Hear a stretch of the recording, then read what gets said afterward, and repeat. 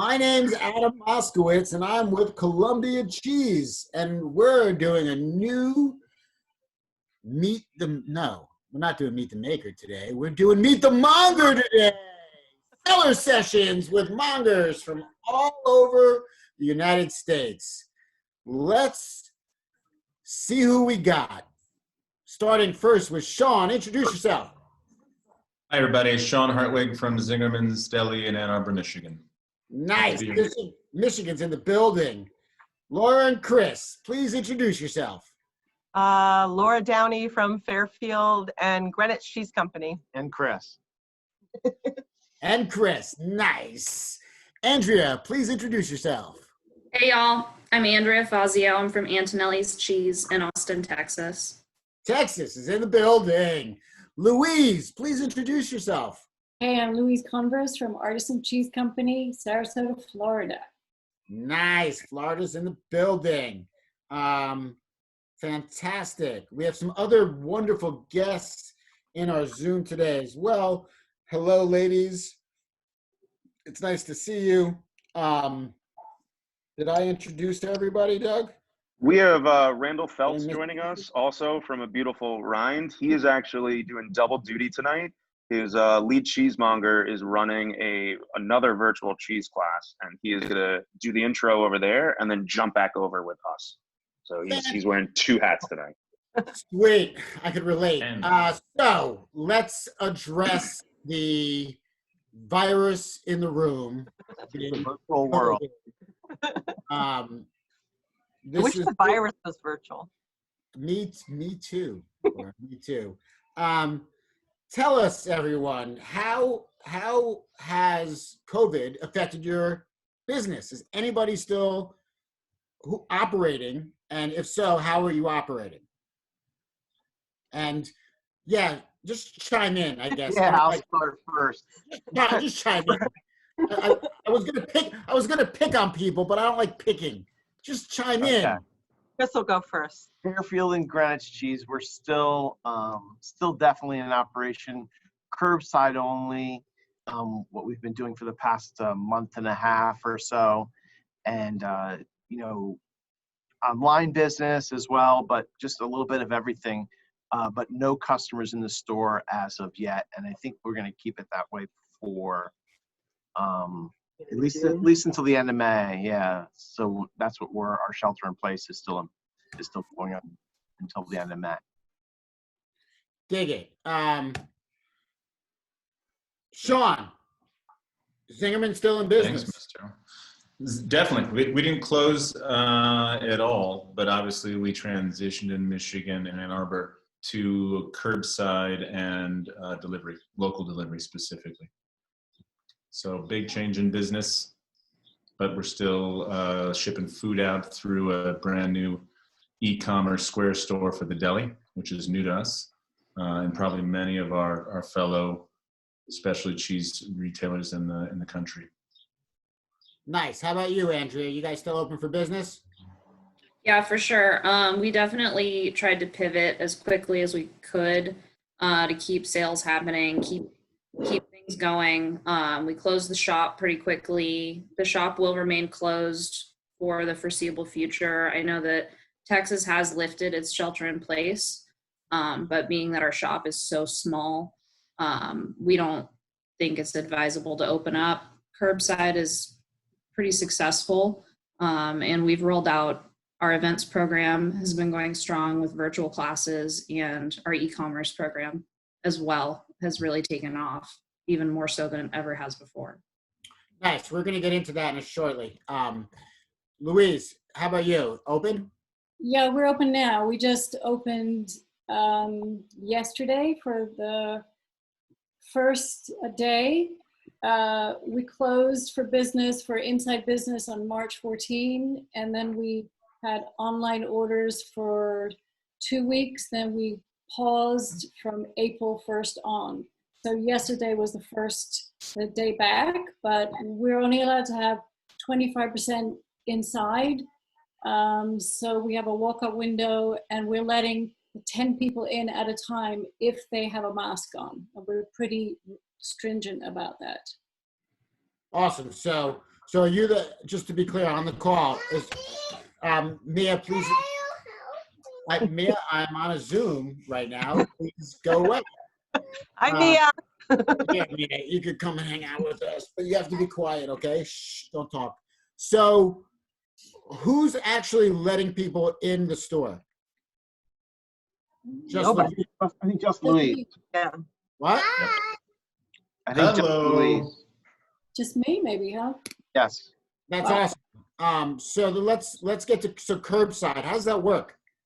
Because normally people are like sampling cheeses and like trying this and trying that and then buying cheese. How you doing curbside? So I'll go first. Curbside is a logistical pain in the neck, but we're doing it. We transitioned to it almost immediately. The first week that we went curbside only and locked everybody out basically was extremely hectic. We have one phone line. And at that time, that was really the only way to place an order.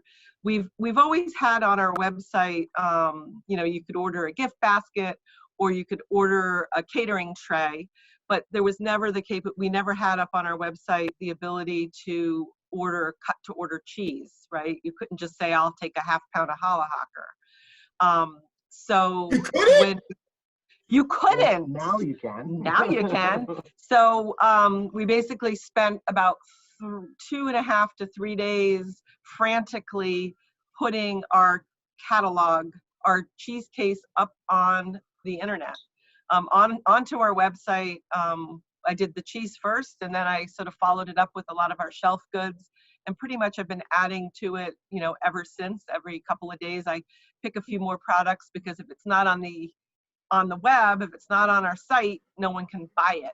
And we've got a lot of, grocery items in the shop that are sort of sitting here. So 3 days into curbside, we were able to open up online ordering to customers for curbside pickup or for shipping. So honestly, I think our online business is really been what kept us afloat, which it really, it was sort of. Between the two stores, it's probably about a third of our business right now. So a third. So the thing is, let's talk. So if you feel comfortable talking about it, overall gross revenue, significant drop off since COVID. Well, yes, and then no. So that first week of the shelter in place order going in when we closed the door. So leading up, well, let me back up a little bit. Leading up to it, that 1 to 2 weeks right before, when we kind of knew something was going to happen, it was madness in here. We had really great days. People were buying up in bulk. They were buying big hunks of cheese. So business was amazing. It was way above last year. Really, really great. The minute the shelter in order place went in, and people were not coming into the shop, business definitely dropped off. But once we were able to get that catalog up online and offer online ordering, and a lot of news, as well as phone in, and then a lot of just social media communication, newsletter communication. The minute we got all that in place, which took us, I would say, about 4 days just to really sort of pivot and do it. Ever since then, business has been okay. It's not like terribly off. Easter was rough because it fell in that spot of right around the time, a week after we had closed the door. So Easter was not as robust as we would have liked, or anywhere near last year. It was probably off about 40%, which was horrifying, 40%. But pretty much right after Easter, things really picked up, and we've been doing okay, knock on wood. I'm knocking on wood. For April, I think we were pretty much flat. So, but flat is good. Yeah. We were flat. We're gonna call flat. I mean, that's the funny thing. I'm like, my business is down like 30%, and I feel lucky. Right. We have a business. But I'm gonna come back to you, Sean. What are you guys doing? Curbside? What are you guys doing? Yeah. So to address how people are picking up, they are walking up to our deli, and we are setting things down that are prepaid and pre-bought online or over the phone. So we're still taking orders over the phone. We went from 2 or 3 phones in our specialty foods area to 7, and we do our best to manage that with spacing in our space. It's difficult to use all those at one time, but we're managing inventory and products online as we're building it, and we're trying to give what would have been in-person service now over the phone, which our partner business at mail order has been doing for years, and they're really good at it. So we're learning how to give great service over the phone and set up the right expectations. So elaborate on that a bit. Are you like doing like over the phone? Those give me a vibe on what that looks like. Yeah, so we physically stripped out our working space to make it safe and to make the products that we needed to have access to readily in front of us. And so what that means is people come in, our staff come in, they look at our online offerings, because another exceptional team is doing a lot of work to curate and to upload this instant e-commerce site, as Laura spoke to. We're building the ship as we fly it. And so those products that people see literally are online. They're no longer seeing in our deli. We don't have a deli cam. Although Antonelli's has one that you'll hear about, I hope, a Monger cam. And so what people see is what they can buy online, and then things that they can't see, we direct them to the phone, and then we walk them through that process. So add-ons, suggestions, finding, for us, we have service recipes. We're Zingermans. So finding out what the guest wants, getting it for them, and going the extra mile is our 3 steps. And it's just that simple. But in a time of crisis, it can feel more confusing and difficult to hit those out of the park. Awesome. So let's jump to Andrea. Andrea, tell us how you guys are handling it. Yeah. Let's hear about this. So I mean, like, we similarly to Laura mentioned, we have an online platform where people would buy cheese trays, and that is basically where we started doing the a la carte cut to order for our big ticket items. We definitely kind of streamlined the selection, but we also were taking phone calls. Curbside at first was very painful. It was a lot of, what's your car model and make? What's your license plate? Where are you parked? There was one changing phone. And we have a small parking lot in front of the shop, and then there's another parking lot across the street. So there's a lot of different like variability of where people could have been located. We solved that by actually partnering up with a company that produced an app. So now at every single one of our parking spots, there's a metal sign, and we're sharing it with the restaurant next door. But when someone parks, there's a sign that says text cheese to this phone number. Wow. And then there's a number, like the parking spots are all numbered. So then they just follow the prompts, and it's really seamless. It's helped streamline a lot. We also have virtualcheesemonger.com, which was something that, ironically, John, I think he bought it like 8 years ago and holding on to it. That's smart guy. This was the time to roll it out. So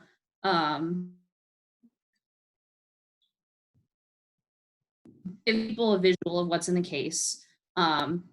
Many times it's chaos in the shop in the morning, but it gives people a chance to look at the case, see how things look, and then also help us kind of push those things that are not on a la carte on the website. We do have a handful of cheeses that are brought in or rotated through for our cheese club or specialty items for our events program that we may not catch right away and get on the website.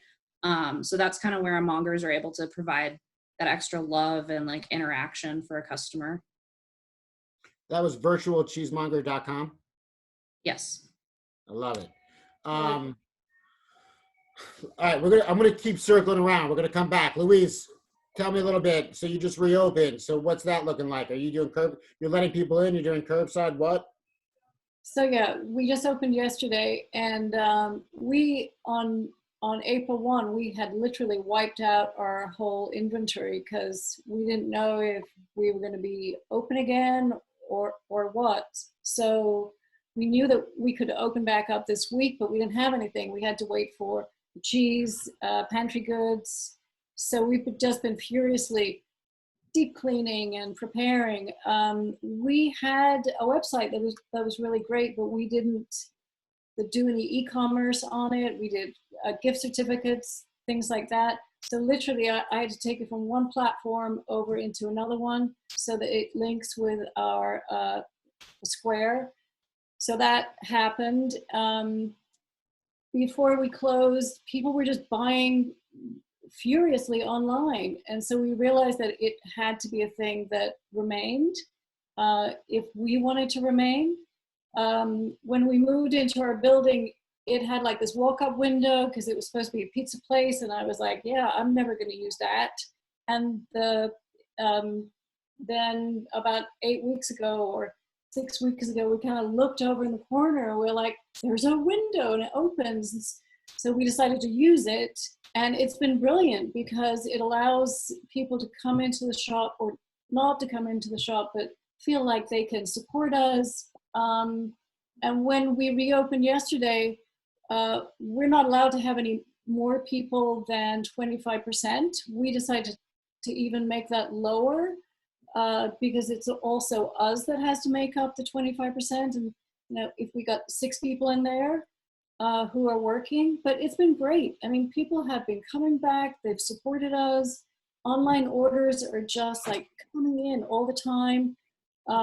Probably by the end of this evening, 3 o'clock in the morning, I'll have the entire inventory online. Like Laura, I've just like any minute, I've just been adding another photo, another description.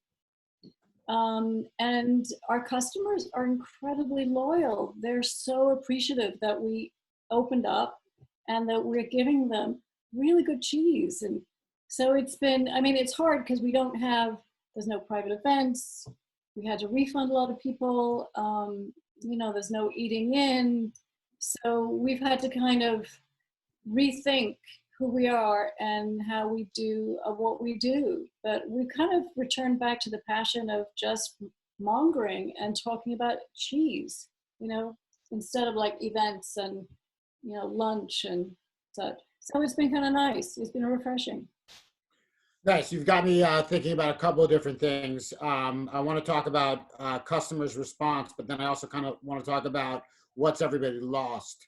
So let's go with the negative first. What have you lost? Like what's just like gone? Laura, Chris? Catering, you right? definitely Like, lost the catering. interaction with the customer, but still, I mean, we still, we're talking to them on the phone, so you lose the face to face, but you're connecting in a way that's different. I actually had somebody today ask us to walk them a sample out to their car, which was interesting.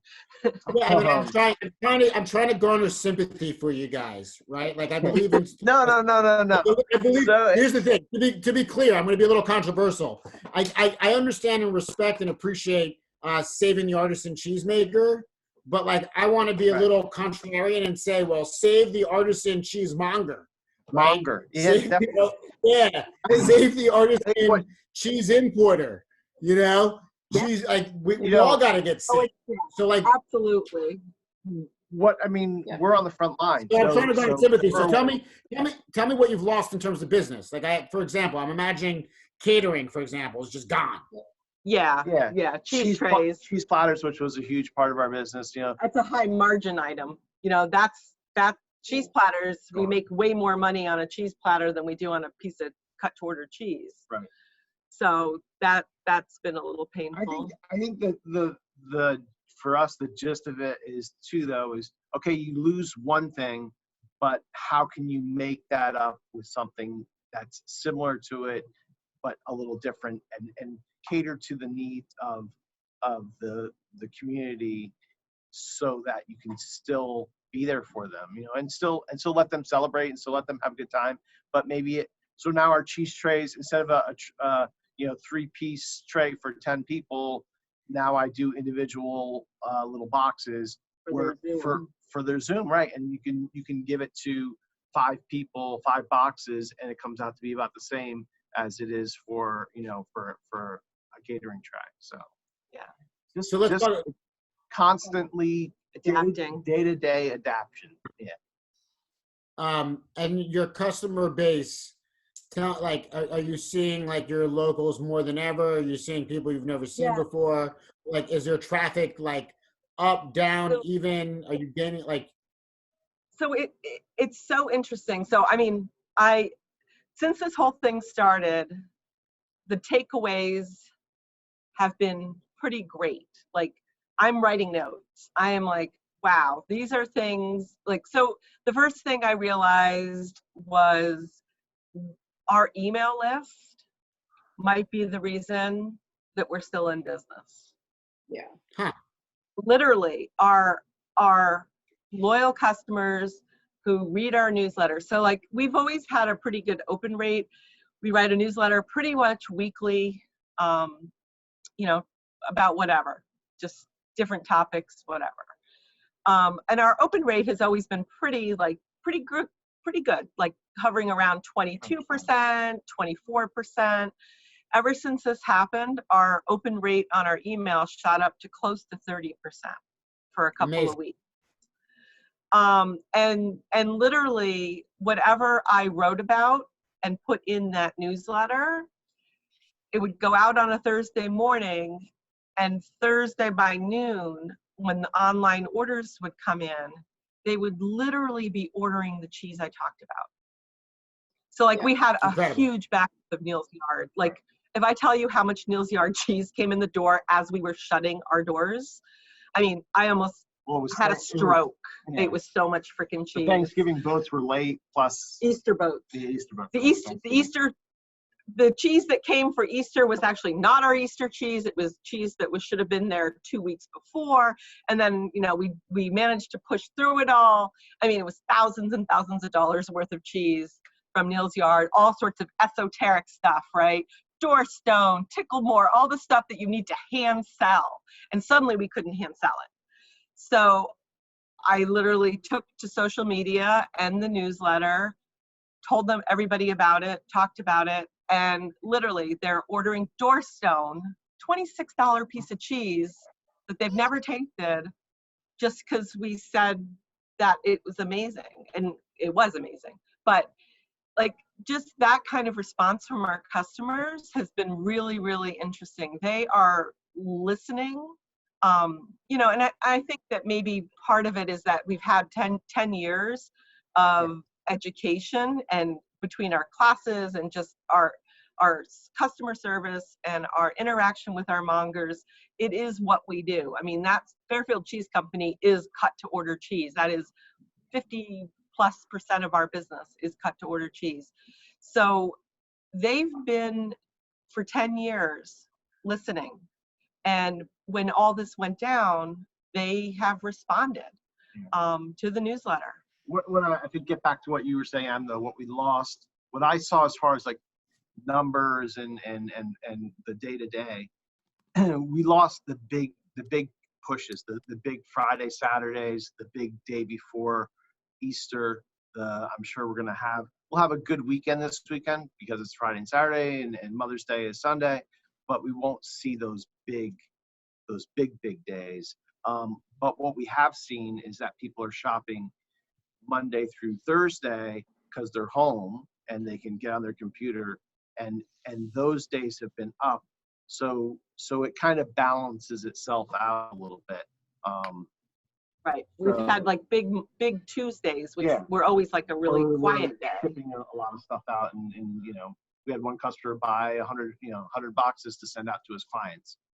For us, that's, you know, you can't beat that. So Nice. That's a predictability discussion. I'm going to want to jump to that in a second, Right. but let's swing it over to Chicago. Randall Feltz is in the building.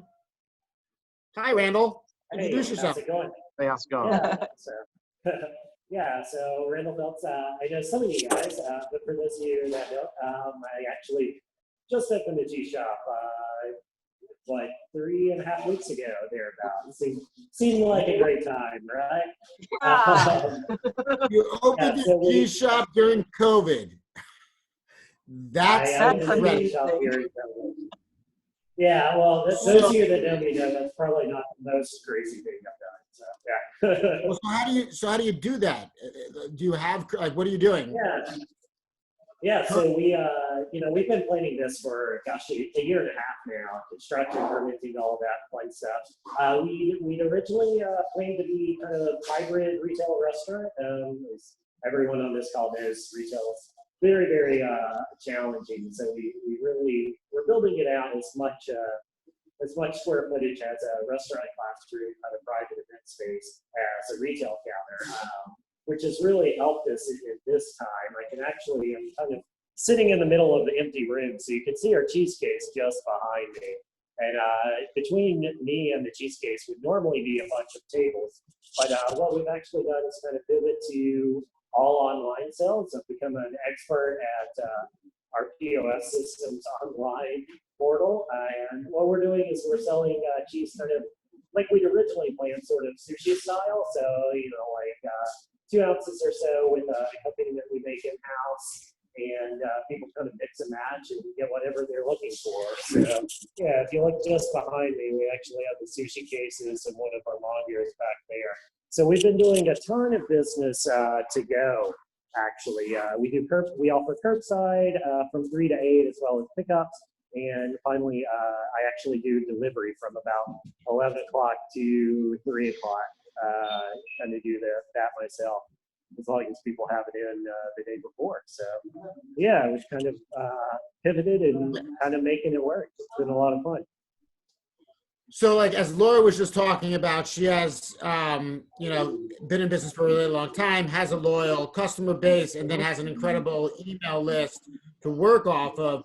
You being new, where do you have what curiosity customers? Like, where's your customer base coming from? Yeah, absolutely. So, I mean, Chicago, weirdly, when I moved here, I found out it was very underrepresented on tea shops. Moved here to work with Pastoral and quickly discovered a lot of the kind of younger neighborhoods, a lot of the neighborhoods with really good restaurants were completely lacking in specialty retail, really of almost any sort. So we were opening in a neighborhood, Logan Square. So you guys that are New Yorkers think, Williamsburg maybe 10 years ago or so.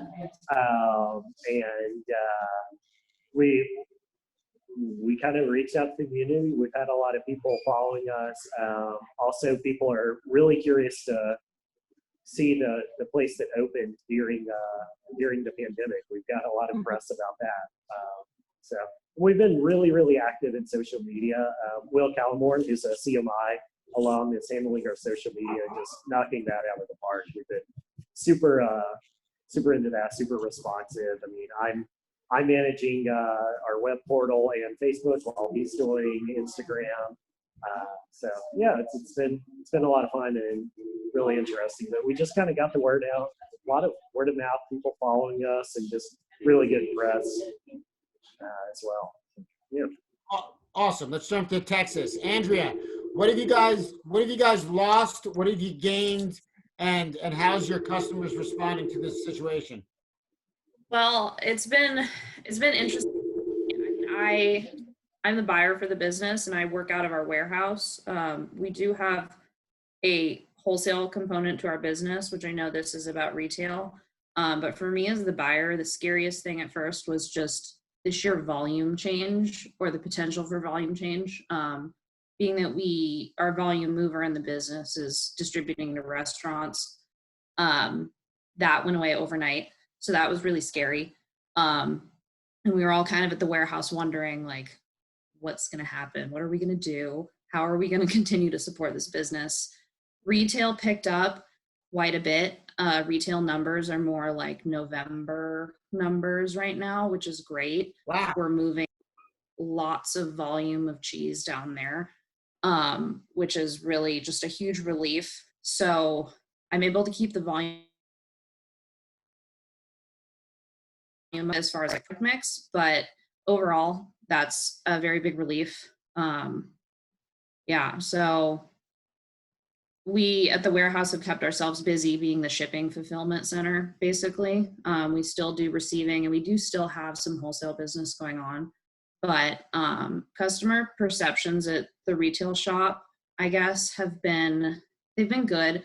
I think there's a technology learning curve that, a lot of people have had to overcome and understand how to use our website. But it was already in place for our cheese trays. So initially when we put the a la carte cheeses on the website, we had just our kind of generic description that I use for my software for ordering. And it has all the information you need. It has the name of the cheese, it has the country of origin, raw, pasteurized, milk type, etc., sold by the pound. But I saw that people were not really recognizing those things. So we went through, and for each of those descriptions, we changed it to a very clear, more descriptive, talking about the flavors, talking about textures and things like that. That's helped definitely for people to understand more. If somebody goes to the website and they're not familiar with Rongbach, but we can explain exactly what it is in more detail there, they were more so inclined to buy it without necessarily talking to one of us about it. So I think that's helped in that sense. Nice. Yeah, and I think, I think I just want to highlight, this is a cheese retail conversation, but a large part of some cheese retail business is wholesale business to restaurants and other places. So I think it's really important. Thank you for bringing that up. I think it's really important to highlight that a large part of the pie for some companies has been completely lost. Has anybody else seen that? Sure. Yeah, we lost our restaurant business, so yeah. And are those restaurants are those companies just out of business and aren't going to pay? Are you losing receivables, or do you think those companies will come back? No, we always get paid up front, so. Smart. I like it. All right. Let's jump to Sean over at Zingerman's. What have you guys lost? What have you gained? How are your customers behaving?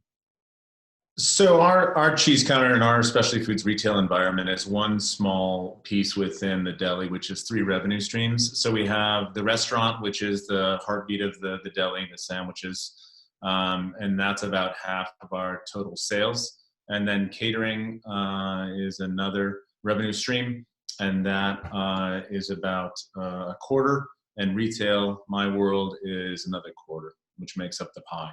And so you spoke to catering dropping off a cliff. And so you have the grief and loss of the people, the individual employees in those sectors, in those profit centers that aren't with us anymore. Sorry to bump the table, guys. I'm on a ship. And so there's a loss and grief of employees and personnel, and that day-to-day ritual that is gone. There's the loss, obviously, of revenue of catering. And then after you get through the loss of revenue and personnel, and some simple things like the joy of tasting food, tasting cheese. With a face mask on and gloves, you're a lot less likely to taste cheese consistently every day. So we're constantly reminding ourselves to taste what we're trying to sell over the phone in this new way. So once you grieve those losses, then like everyone on this panel is doing, you pivot and you try to see where there's potential. And so for us, the potential is coming from doing what we could have potentially done years ago. We didn't sequester a great email like Antonelli's. That was brilliant. But we are building that e-commerce site. We're realizing the benefit of our online, which we use Square for retail. It offers less flexibility in some ways. So guests are buying half pounds and pounds, which makes it a lot easier for us. We can do that. Yeah. There's a lot less substitutions and changes. There's a lot less touches per guest when you get an order overnight and you're selling food while you're sleeping and then you fulfill it. So there's a consistent revenue generation that we're finding as a positive. there's a consistent way we can address the labor that we were still able to carry through this period, and finding value in that work and working together to come up with new systems and processes. We didn't do a lot of wholesale to restaurant clients in Ann Arbor. There's just not that need because we have a lot of local distribution. But we're really lucky because we have another sister business, Mail Order, who was willing to come in because they're booming as others with mail order parts to their business. And so they were willing to take a lot of my cheeses that I brought in some big files as well. And so some of the soft cheeses, the last French file specifically, we're trying to move through and highlight on the store and in-house as top 10s to sell and push. We're trying to make sure that for all our furloughed staff, they have access to foods that before we're going to waste them, they're still in good condition. We can get them to our furloughed staff in a safe way using our coffee house that shut down next door.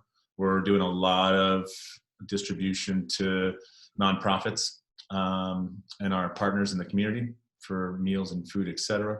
So we're finding ways. We put up on the sandwich line, they're doing buy a sandwich for a healthcare hero. So you can buy online a $20 sandwich, and we've done over 1,600 to date, and we'll do up to 3,000 sandwiches to frontline healthcare workers, from cleaners right on through to units. Love it.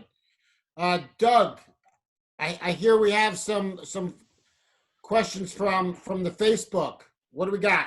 We do. I'm going to jump on something while we're talking about things that we've lost. And I think this might just be a question for Luis right now because you're the only one taking customers. But the first question we got was, what are you guys doing with sampling? Are you allowing your mongers to sample out to customers? I'm assuming everyone else has stopped sampling. So I would think this is really just for you at this point. Sure. So yeah, that's a big one. We never passived anyway. We always a hand sample.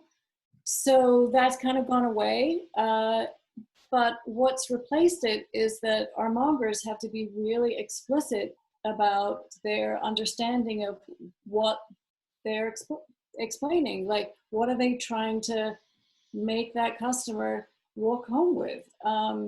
So it makes them be a better monger in a way, but absolutely, that's been hard because that's what we do. They have a sample, I have a sample, we're having this great shared experience. They don't know what they have in their mouth. I can help them, like, you get that brightness, and we kind of work with them through that. It's this mirroring thing that happens, and it's just really effective. So when you don't have that, we really have to be expressive, and it's not just about like, it's creamy, it's, sharp, whatever that is.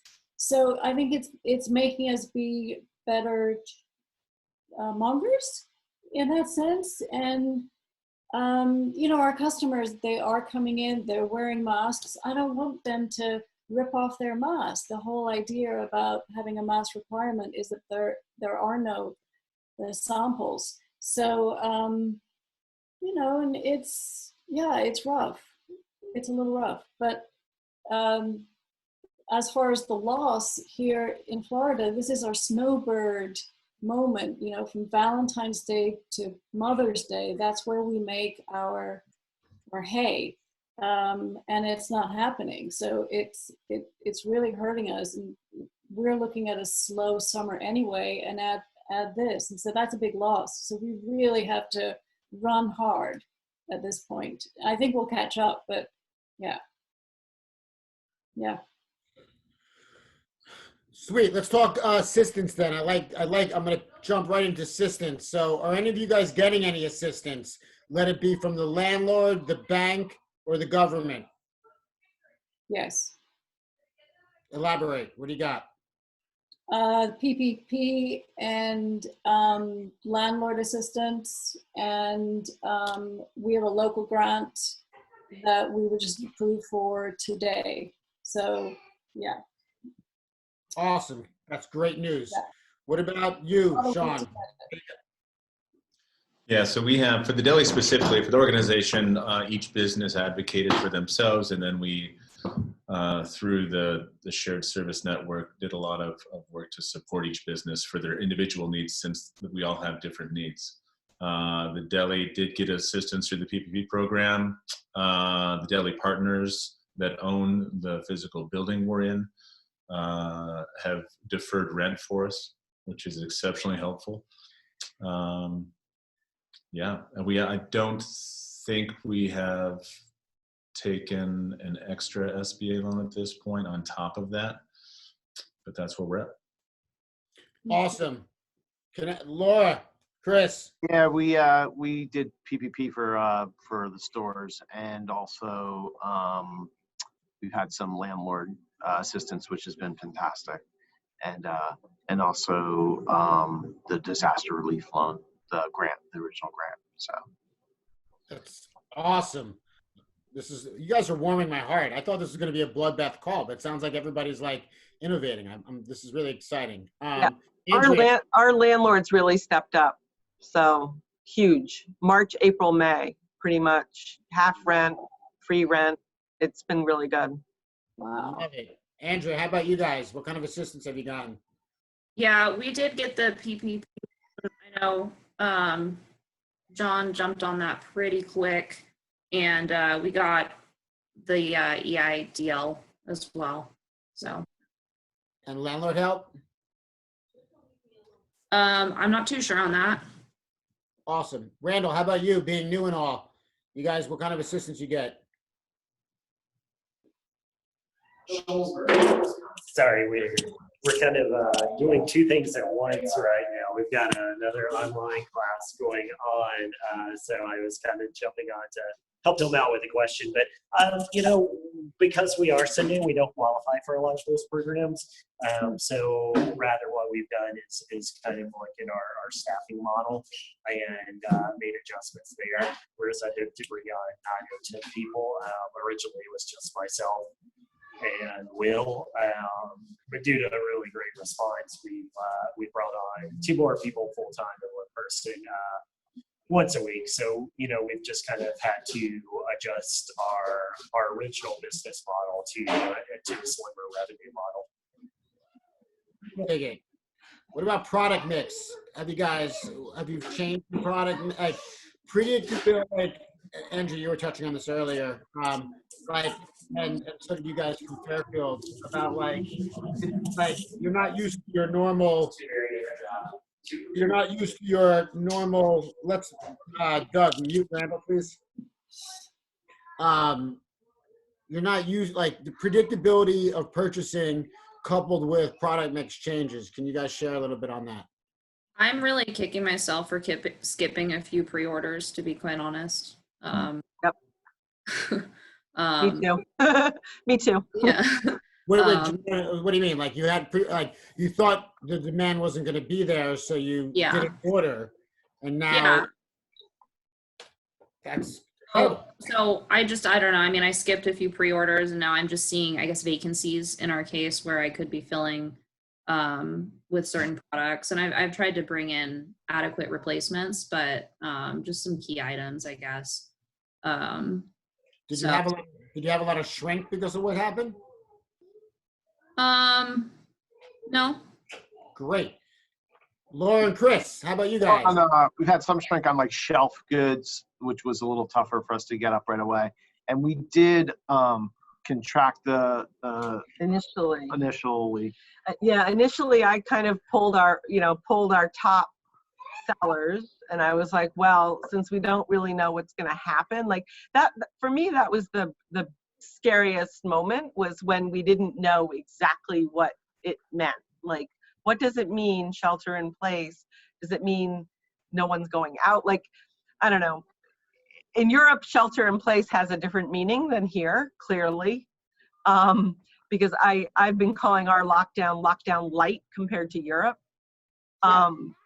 People are still out and about here, and even though they're still shopping, and they're still definitely buying food, which is why I think we're all sort of okay. As long as you made some sort of adjustment and pivot, we're all sort of okay. But those first couple of weeks, I was really freaked out. I was like, oh my God, like how are we gonna sell cheese with the door locked? And I was like, I think I need to contract the selection a bit. Typically we have anywhere from 65 to 75, 80 cheeses. I'm like, well, maybe we should concentrate on the best sellers, the things everybody loves the most. The strange thing is, though, online, they're more willing to buy something based on a description and something maybe that they haven't had before, which is like a harder hand sell. But online, they seem to be going for it and trying it. And It's been mind-boggling, actually. I'm so confused as a buyer, as a cheesemonger. I am really, really confused by the customer behavior online. Like I said, I think our newsletter and just our loyal following and all our cheese school we've done, we've built an amazing customer. So we have this like well-informed, open to what we say customer. But here's like the perfect example. I had 2 wheels of Lancashire, right? One of my favorite cheeses, Monger favorite. Mongers love Lancashire. Every monger in America will tell you it is a struggle on that counter to sell Lancashire in general to the general public. And I was like, wow, like I have 2 whole wheels. What are we going to do? Like, how are we going to sell it now? We can't even taste it. People can't even try it. So between writing about it on the newsletter, social media, posting about Graham, putting up pictures, all of it, we sold freaking 2 wheels of Lancashire in like 2.5 weeks. Now, we've never done that in 10 years. I couldn't sell a wheel of Lancashire in a month before. And all of a sudden they're buying Lancashire. What? That's crazy. I love it. Is anybody else? I don't know what that's about. Is anybody else scratching their head about customer behavior? Pleasantly surprised, confused? Yeah, I am. I mean, I'm kind of happy with their lack of being so choosy. Yeah. Which is really appreciative. And the whole idea of it's half-pound or pound wedges, that's it. And most people, granted, are purchasing half pounds, but they're buying a lot of things. It's not just one cheese here, one cheese there. They're buying like 6 cheeses at a time. So that's really great. And like Laura, we've also really honed in. We went from having about 75, 80 slots, and we brought that down to about 60. And it's great. It's just the all-stars. It's just the cheeses that we want to sell and that we feel kind of deserve to be in the case right now. And our customers are really appreciative. It's hard though. I mean, it's not easy. It's a whole different, there's no interaction. I think that there's a level of fragility underneath. We make it look really good. We're happy and all of that, but underneath it's a struggle. And so we've had to kind of switch our hours. We're open later. We're closed earlier. We're not open on Mondays anymore, just to protect the gals, the people, and the customer interaction. So yeah, we've had to change. But online people, I don't understand. I mean, on my phone right now, we've just had like 8 online orders. I mean, it's crazy. Yeah. And these are all local people, which makes me think that they're there, they love us, they want to support us. They have heard this whole idea that big box is not where they want to go. And I think they're shifting back to small, local community. That's what we built. And I think that they feel like they're part of that. So that's what I hope. Andrea, what are you seeing something similar as well? Yeah, I think it's been interesting. Something that I feel that it's not really been a struggle, but it's kind of a goal, I guess, of our retail manager is to get more ingredient-based cheeses into people's minds for us. they've always thought of us as a specialty cheese shop. You come there, you get a few quarter pounds, half pounds of different cheeses, go home and make a cheese board. We have all the accompaniments, everything you need. But we obviously sell ricotta, we obviously sell mozzarella. And it was crazy at first shifting with the wholesale drop off overnight. We had tons, you know, hundreds of pounds of ricotta and mozzarella on hand because that's what we sell to restaurants.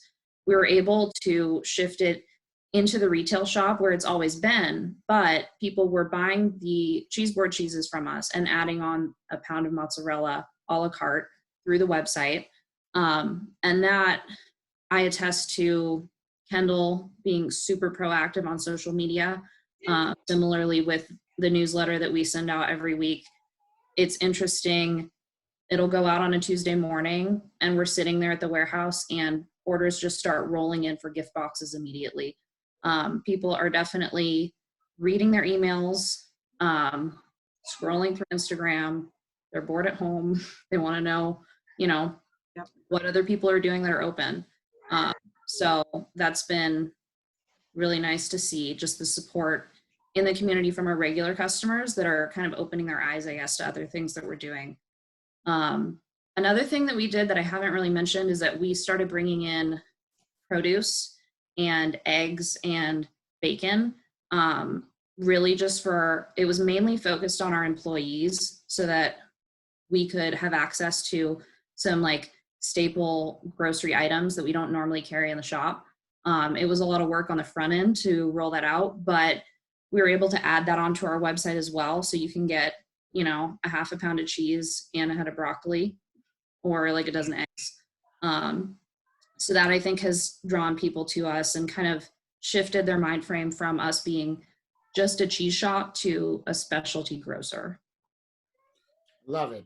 Sean, I just realized you guys are located at the University of Michigan, but school's closed. So do you have closed? Yeah, right? So so who are your customers? We just had a virtual graduation. It was hard to celebrate our local students, but we did it the best we could. So it's really interesting. So our retail environment is physically made up of 3 areas. We have our fresh breads and packaged goods that come in from our bakehouse partner business. We have our cut to order meat and cheese counter, and then we have our dry goods. And the P mix, the product mix in each of those areas has shifted significantly. First of all, based on what we were able to get online and how fast, and then based on listening to the guest and in the notes section of the online orders about what they wish they could have ordered or over the phone. And then also things that we wanted to provide for our staff. We never sold eggs to our staff. We never sold fresh produce to our staff. We never sold latex gloves online before. We started doing that. At the same time, you don't want to cabbage your other local grocers when that's their bread and butter. So we're in a small walking district in Ann Arbor. So we had to be mindful about the people around us and make sure that we were doing it for the right reasons, things we were putting online for sale, not just because we could. So within the dry goods area, which isn't cheese specific, but it's really interesting, all the fun things, the olive oils and the vinegars have slowed way down because it's really an interactive experience and you have to taste it to buy it. But the staples, the really good beans, the rice, the flours, we're selling a lot of flour from our bakehouse that we're bagging, are moving. Pestos, sauces that people are familiar with, are moving at a rate that we couldn't have foreseen. So hopping on, wishing we could have direct imported some more of those, sort of the hindsight in that respect. From the cheese side, our top 10s, like Laura was saying, are covered. We're fine there. We're able to move out a lot of our soft cheeses that I would have been worried about to some small restaurants that are doing curbside and to other avenues like that. And our bread is stripped down just to the foundation loaves, you know, your rye, your farm breads, your traditional loaves. We sort of cut out all the things that we didn't think we could sell on a consistent basis. The freezer has also been fascinating. The freezer, we're lucky enough to have a walk-in freezer. So having a frozen backstock of things that are highly perishable in not the cheese world, but the dry goods and the bread packaged good world. To have a frozen bag of arugula for a person has been, they're willing to buy a frozen loaf of bread, which who knew? Crazy. Let's go back to online a little bit, because education is really important. Plus Instagram, plus Facebook, plus Zoom now. How are you seeing your online, other than selling online? How are you seeing your online presence evolve? Has your Instagram jumped up? Are you doing virtual classes? Are you spending more time on Facebook?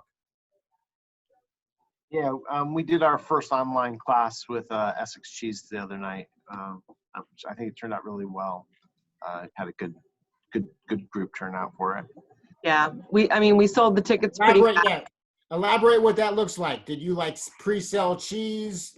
Yeah. So it was a class that was, we sold the class on Eventbrite, and then they came and picked up the cheeses, and then we did the class that way with the customer. Awesome. Anybody else? Andrea, I know you guys are doing some cool online stuff now. Yeah, I didn't realize I was on mute. Sorry. Yeah, we were pretty quick to roll that out, just because the events program is such a huge revenue stream for us, and it's so profitable. So we do, I think, about once a week, every Wednesday, John and Kendall do a Facebook Live event, and we plate the cheeses. We do like the seven styles of cheese with a pairing each, plate them. We do curbside pickup, and on those Wednesday nights, people can tune in. I think we cap it at like 150 people, 150 tickets. And I think you can cap it at 150 tickets. Yeah. And that is just straight up a logistical, like, we have to get those people in and out of the parking lot within a certain hour time frame, or a few hour time frame on those days to pick up the plates. And then, so that's like just with John and Kendall on Facebook Live, and those videos are posted afterwards, and they have different themes. Yesterday was Taste of California. Last week was like American Road Trip. All of this month we're doing American themed cheeses for American Cheese Month. But other than that, we're also still doing our kind of regular events that we've always done in smaller class settings. So it's like 24 to 30 people, and it's on a different app than Zoom. It's GoToMeeting. That was kind of a lucky thing that we had changed over our phone system right before all of this happened. So that was a technology we had at our fingertips that we kind of just learned how to use better. We were using internally to have video chats across the business. So we were able to adapt it to our events program and have our customers use it. So it's pretty much just our standard events still. We do Cheese 101 and date night and different themed classes. We're doing a Mother's Day event, Women Behind the Wheels, on Sunday. I love it. How about you, Louise? So yeah, we're going to move into this in the next couple of weeks. Obviously, we've been closed. We weren't able to, but we've been watching everybody. We've been watching the Antonellis. We've been watching Laura and Chris at it. And so it's our next thing, our Instagram. I wasn't as active on it over the past month, only because, how many times do you really want to see my dog? That's all I had to post. And we just posted enough, or I just posted enough just to let people know that we were still there, hanging in there. And when we came back, we started like teasing them, letting them know. And it's been an incredible response. They're watching, they're responding, they're sending messages.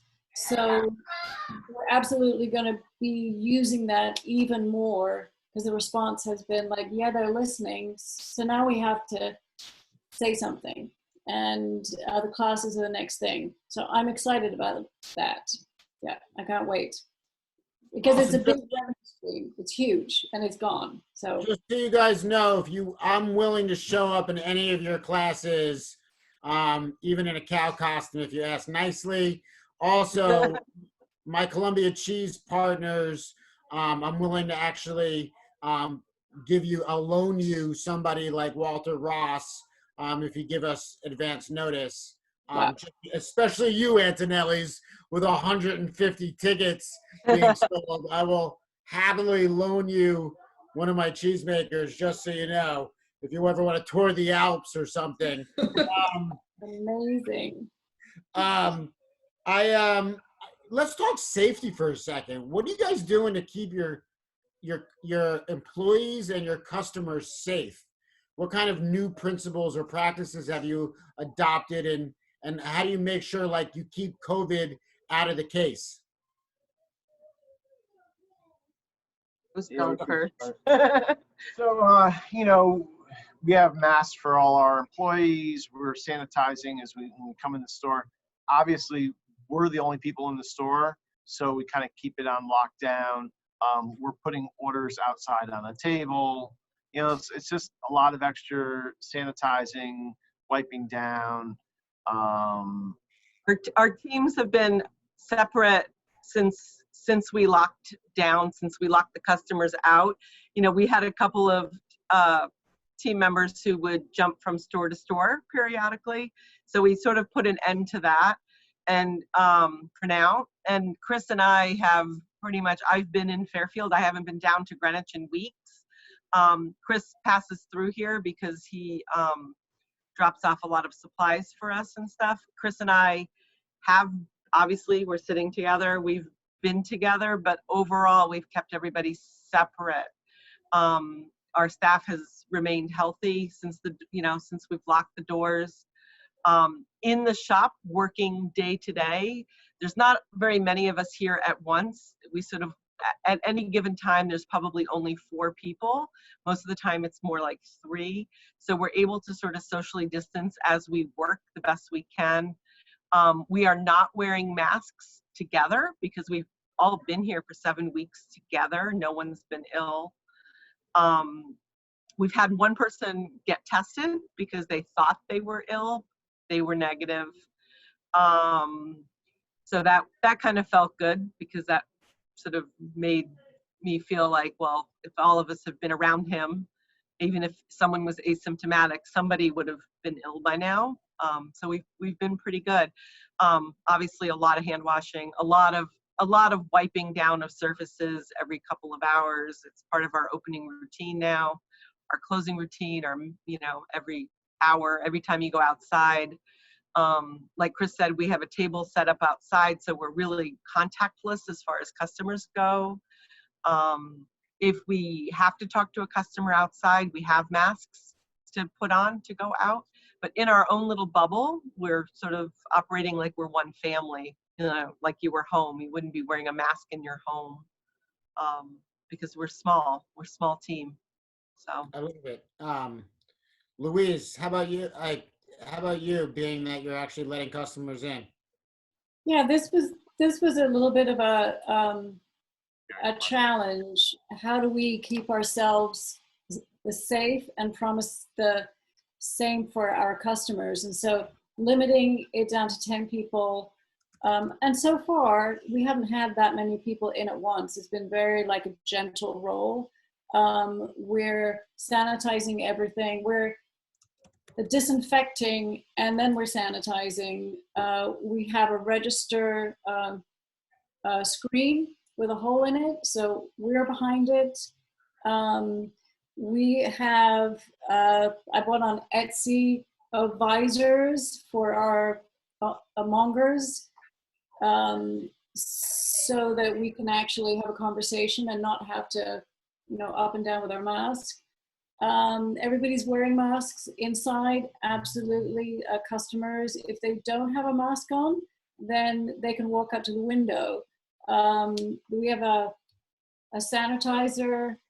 As you walk in, they have to wash their hands with it, because it doesn't matter that they're walking in and have a mask. Their hands have to be clean if they're touching product. So we've asked them to have a mask on, sanitize their hands immediately, and we'll like leap over the counter. It's like, please sanitize your hands. And then, and no mobile phones, because it's so filthy, right? Unless they want to clean their phone in front of us. So far, everyone has been super respectful. And we have some new employees. So that's been a little bit of an interesting thing, because they have masks on now. We don't know. They're at the week level, and so, you know, hopefully another week it will be okay. But we are also very close. We've all been together, and we go home and a shop. So, but certainly with being open, it's like widening the circle. And so just hand washing and behind screens and things like that. Yeah, but it's like every time a person leaves, we wash the door. I mean, yeah. And every time we get an order in, it's outside and everything gets washed down in the shop, all the cardboard. You know, the UPS guy, he's not wearing a mask. So everything remains out at the entrance. And then we will bring that in with our gloves on and then wash it down. So, yeah. Exhausting. It's exhausting. Yeah. Exhausting. Andrea and/or Sean, you guys have anything to add to these new protocols that you guys Pretty are doing? similar, like split teams in retail for sure, so that, you know, if one team went down, the other team would hopefully be able to pick up the slack. But we haven't had any illnesses in the business. The events team is split. At the warehouse, we're in very close proximity, and it's harder to work with a mask, but we put a mask on if we're going outside or talking to a truck driver or anything like that.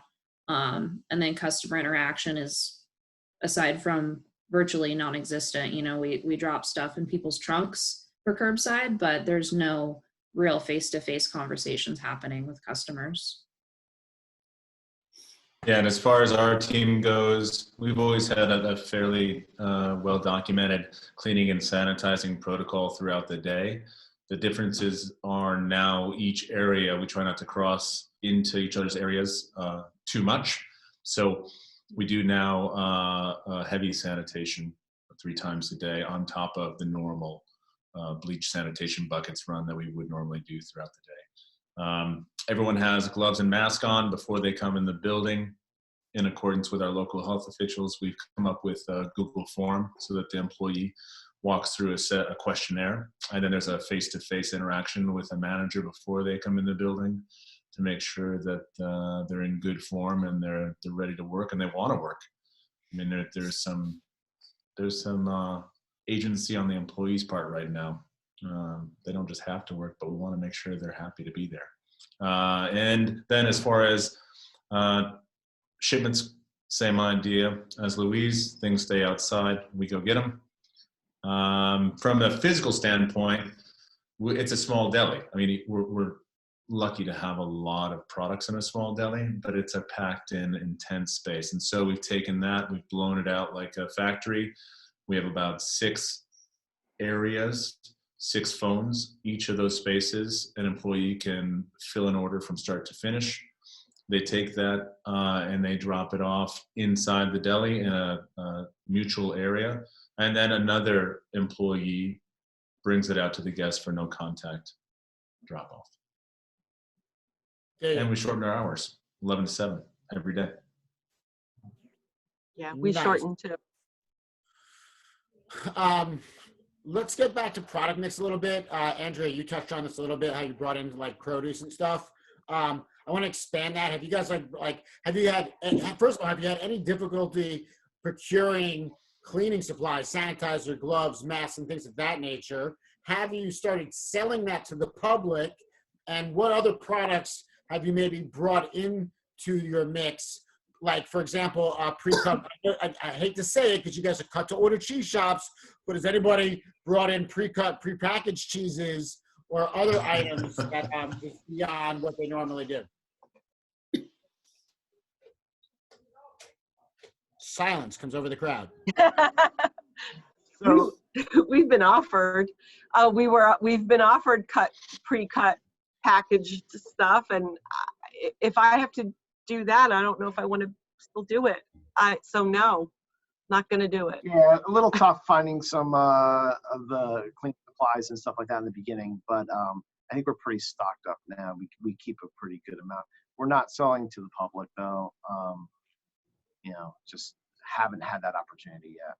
Is there any item that you've never sold before that due to COVID you're now selling and are surprised by it? Sold a little bit of eggs in the beginning. Some farm fresh eggs and stuff like that. From a local farm. Yeah, but that's about it. That's about it. Yeah. Sean? Say the first question again. Anything that you're selling now, like during COVID, that you've never sold before? We've never sold toilet paper. We've never sold. We're not selling bleach or cleaning supplies, even though we could. But we do have yeast we're selling. We've never sold yeast before. Eggs. I mean, we've always gone. If someone needs an egg, we would always go get it for them, of course. But it's not something we would actively sell and promote. And those are things across the board, from TP to gloves to yeast to flour, eggs, milk, butter. The difference is we just try to find one that's really yummy. Nice. And no pre-cuts or pre-packaged cheeses? No, so upstream from the retail environment, you guys in distribution, procurement, and logistics have been exceptional and amazing partners in this time, because we're all in it together. And so anything that is gifted to us, we try to give as an extra mile to the guest or get it into someone's hands. And sometimes those things are pre-cut early on, pre-packaged meats more than cheeses we're selling, as opposed to sliced charcuterie. But we don't have pre-cut and wrap anything. Whew, thank God. All right, Louise, how about you? You guys, new items that you're picking up and selling? So no pre-cuts either. Some pre-sliced meats. We have a really odd egg rule here in Florida. So we have to get a provision on our license or on the permit. So we haven't been able to get eggs in, although there are great eggs out there. We haven't really brought in anything that we didn't. I'm sorry. So in Florida, you could stand your ground and shoot people. You can't sell eggs? That's all fucking eggs. Yeah. Dude, Florida gets weirder by the day. Sorry. Yeah. Sorry. Okay. I know. Shout out to Trayvon Martin. Yeah. Are you selling TP? You selling Clorox wipes, gloves, any of that stuff? No, it's really hard to get. And in fact, we've had a hard time finding that for us. I brought in a couple of cases of gloves before we closed. I was lucky, but hand sanitizer, I actually had to go to Restaurant Depot, and there was nothing anywhere, but like behind a shelf in the corner on the floor, I spied a Purell, like 32 ounces. I got down on the floor. I lay down and like reached out. The last Purell in Florida, thank God. But we have a local company now, a chemical company who's making it. But we haven't. I've actually gave people, our customers, the boxes of gloves. I don't know that we're in a place to get money for them at this point.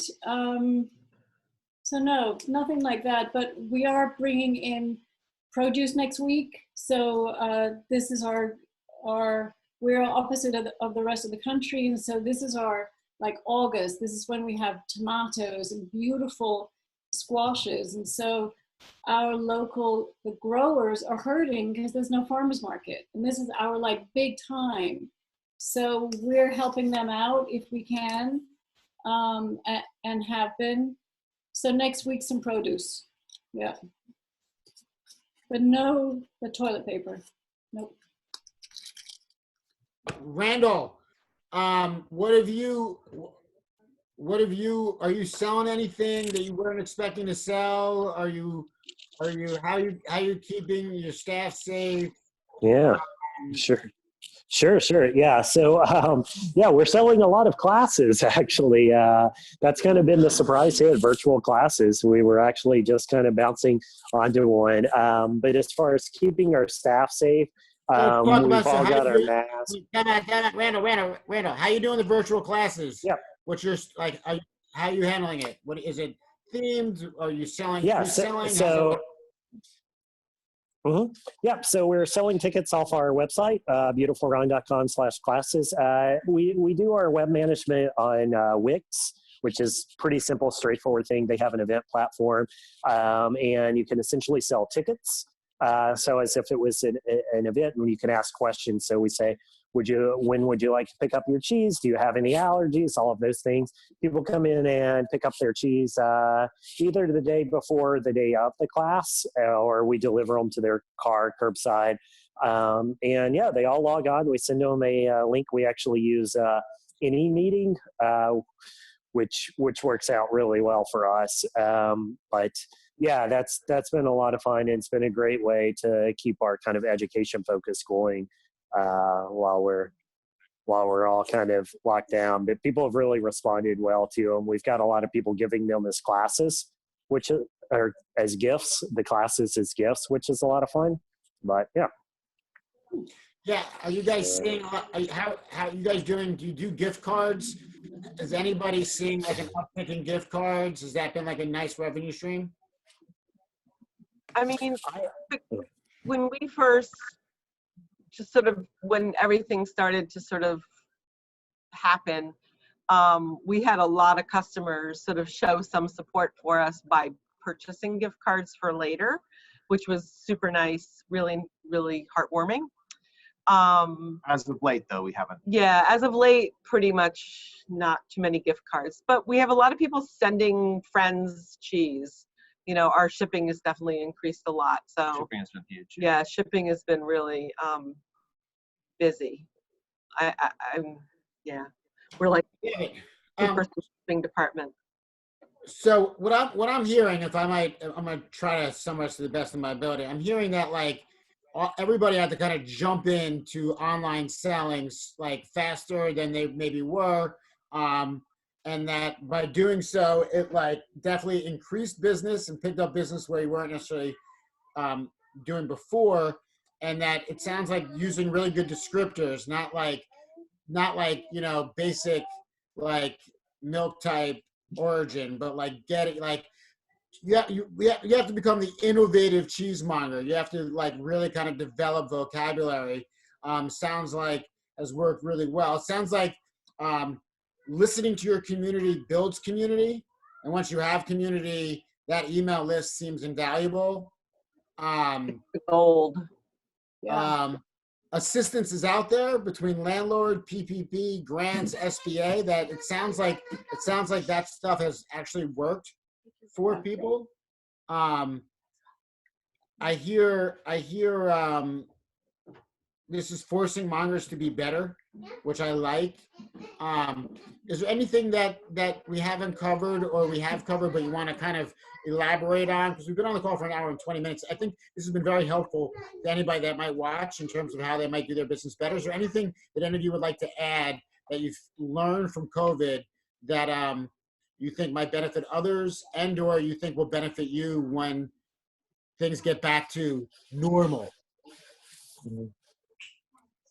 I think for us, recognizing the technology that we have at our fingertips and trying to make it work better for you, trying to look at things in a more novel way has been really helpful for our business to be able to pivot and do things better and innovatively. Like just looking at what sort of technology you're already using and seeing if you can manipulate it and make it work better for you. I like it. I think for us, Adam, we moved into our new location and we kind of had it built out. We've got this huge long community table, like a harvest table. It seats 30 people. We kind of force people to sit with each other.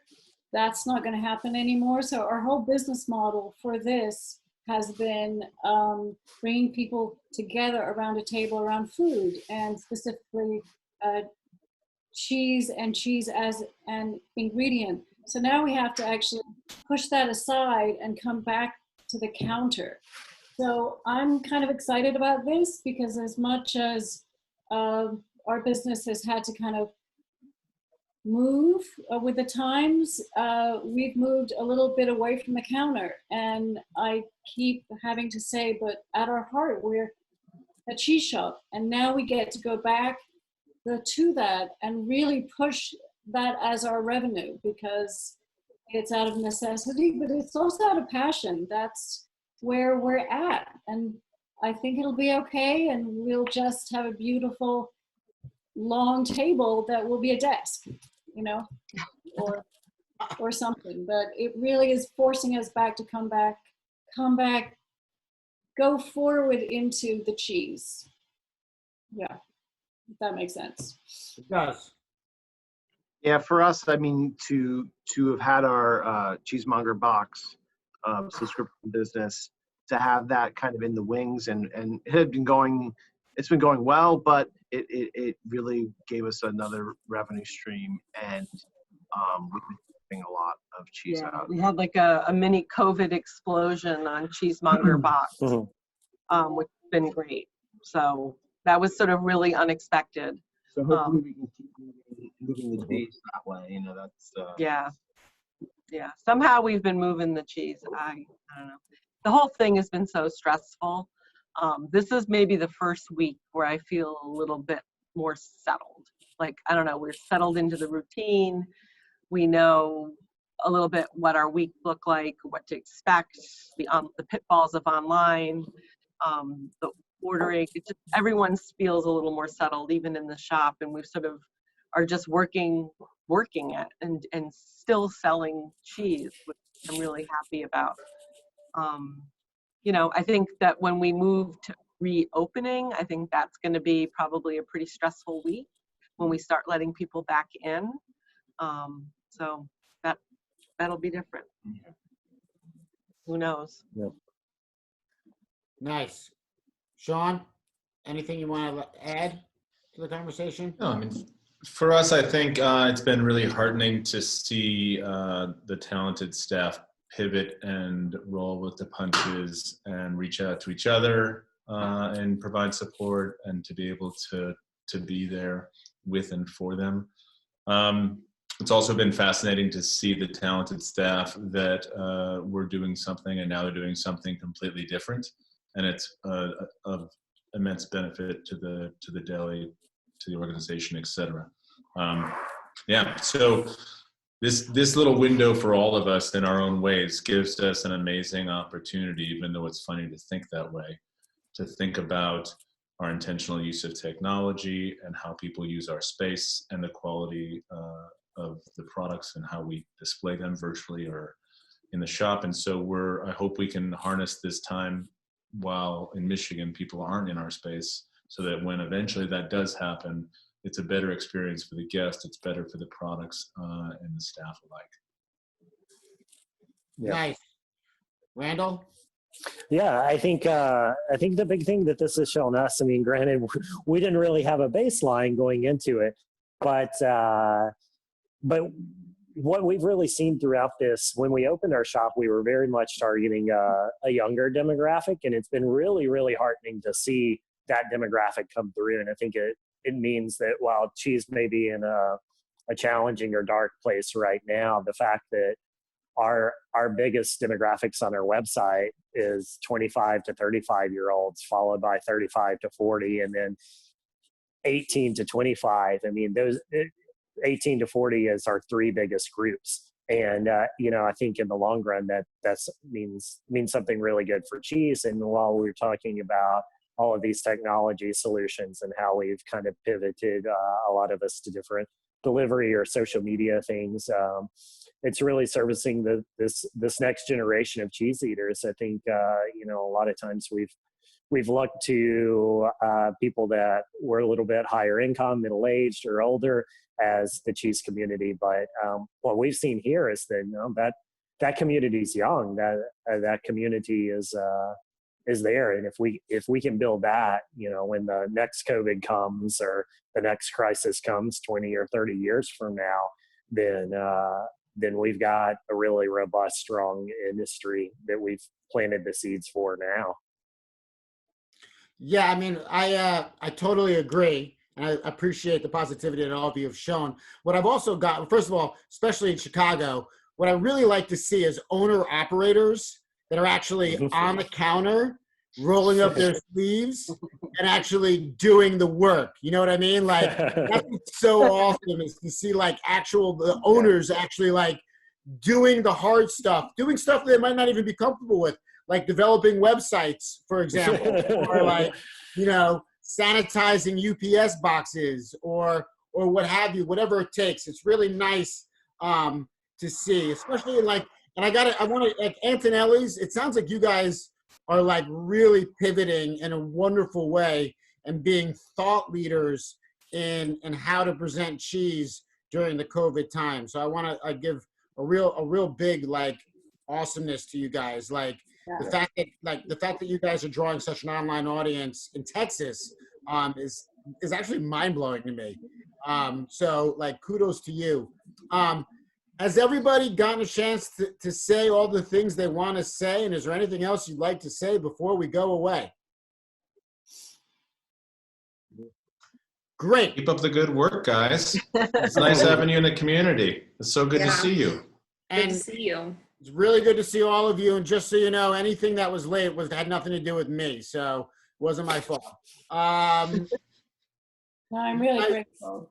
I just want to say again, I love artisan cheesemakers, but I'm also starting the Save an Artisan Cheesemonger movement, because without cheese, without cheesemakers, there's no cheese to sell, but without cheesemongers, there's no place to sell that cheese.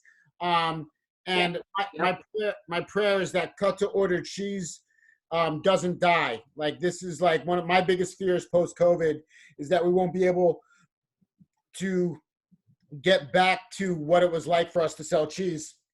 And based on what I'm hearing from you guys in terms of safety measures, et cetera, and how your customers have related to you, I'm a lot more confident that there is a good future for cut to order post-COVID. So thank you guys so much.